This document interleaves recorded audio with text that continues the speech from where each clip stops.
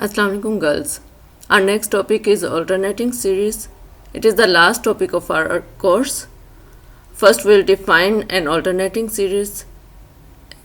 And as appears from the name, in an alternating series we'll have alternating sign in successive terms of the series. This series is mostly represented by summation -1 raised to power n minus 1 multiplied by an. First term will be positive if n starts from 1, and otherwise it will be negative. Since n starts from 1 over here, therefore first term is positive, second is negative, third is positive, and alternatively we will have general term as -1 raised to power n minus 1 multiplied by n, and so on. And like you can see from the second case, in this case we have summation -1 raised to power n an.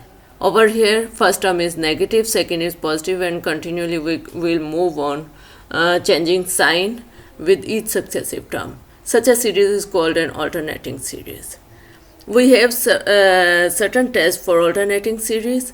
These tests are similar to the test which we done for regular series, but whenever there is a question of convergence, we'll need to have an absolute term series along with the alternating series. Let's start with studying convergence behavior of this kind of series.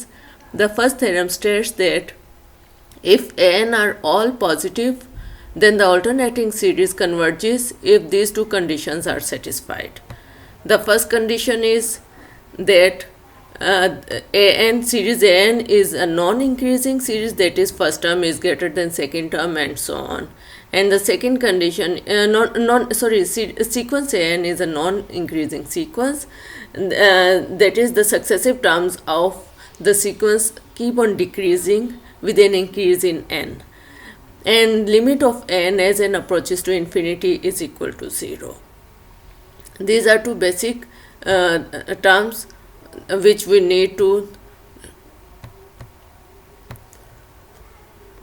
These are two basic axioms which we need to examine while checking the convergence of an alternating series. Let's skip the proof and straight away come to the example 21. In example 21, we are required to check the convergence of an alternating series whose general term is -1 raised to power n minus 1 multiplied by 1 by n. Since 1 by n is greater than 1 by n plus 1 and so on, that's why it means that it is a monotonic decreasing sequence, and limit of n as n approaches to infinity is equal to 0. So this series satisfies the criteria of an alternating series test, and both the conditions are satisfied. Therefore this series will converge. Similarly, you can see the next example, and you can do in the next example the criteria is not satisfied. That's why the second series is not convergent.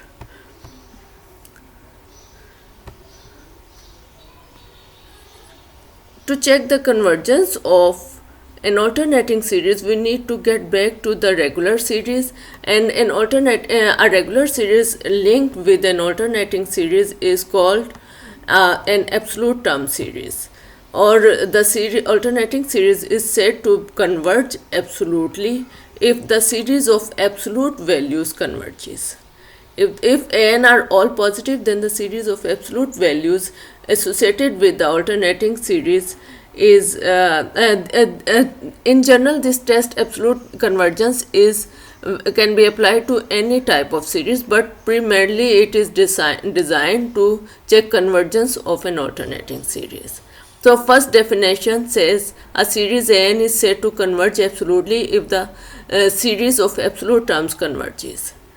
Similarly, second result is that a series an is said to converge conditionally if the series an converges but the series of absolute values diverges.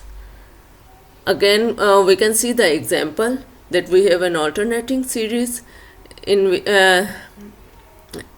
this alternating series, we have a series absolute term series will